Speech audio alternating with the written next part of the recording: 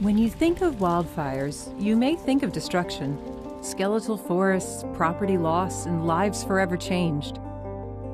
But fires can also bring rejuvenation. They can renew ecosystems, nourish the soil, and foster new growth. But climate change is causing these fires to burn larger, longer, and more often. These larger and more frequent fires damage ecosystems, disrupt communities, and can even influence the climate. So, understanding the basics of wildfires and how they're impacted by climate change is key to our ability to predict where and when fires are likely to occur, as well as remotely detect and track wildfires once they ignite, and ultimately mitigate their impacts on human health and the environment. This is Wildfires 101. The first thing you should know is that wildfires require 3 key ingredients: fuel to burn, the right conditions, and a source of ignition. But what does that actually mean? So fuel, like needles, leaves, or wood on the forest floor, is rarely a fire's limiting factor. And the conditions that are favorable for fire, like hot, dry, and windy days, are becoming more and more common as our climate changes.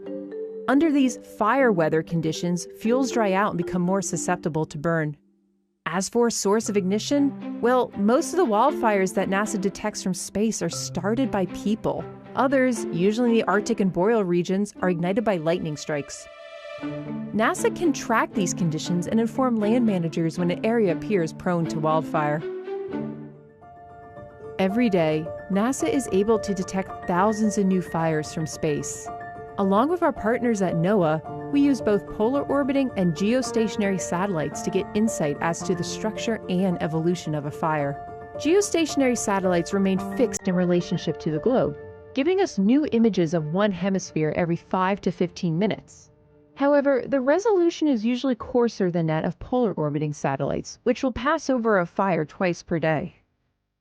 From over 500 miles above the Earth, these orbiting satellites will detect and characterize thermal anomalies, locations on the Earth's surface that are hotter than their neighbors that can indicate burning associated with new or existing fire events.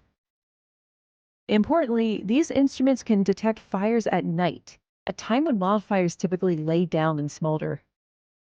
Since the majority of large wildfires last for multiple days, the ability to track them both day and night is instrumental to helping land managers combat the blazes.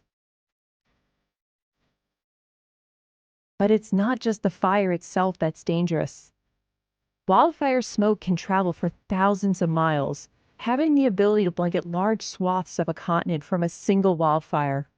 Smoke from wildfires can reach high altitudes, between 3 to 6 miles, and travel with prevailing winds. This smoke can linger in the air for several weeks, changing the chemistry of the atmosphere and reducing the amount of sunlight reaching the surface. Smoke that gets trapped near the ground severely impacts the air quality in surrounding communities. And poor air quality can last for months as large fires continue to smolder even after the fire itself has been contained. Climate change is not only impacting the size and intensity of wildfires, but also their frequency in some regions. NASA has over 22 years of daily fire data to track wildfire trends.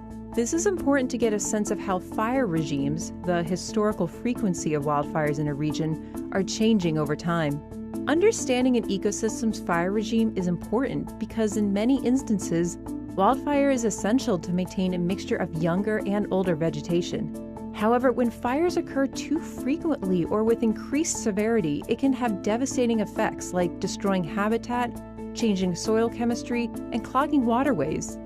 Not to mention releasing greenhouse gases like CO2 and aerosols into the atmosphere.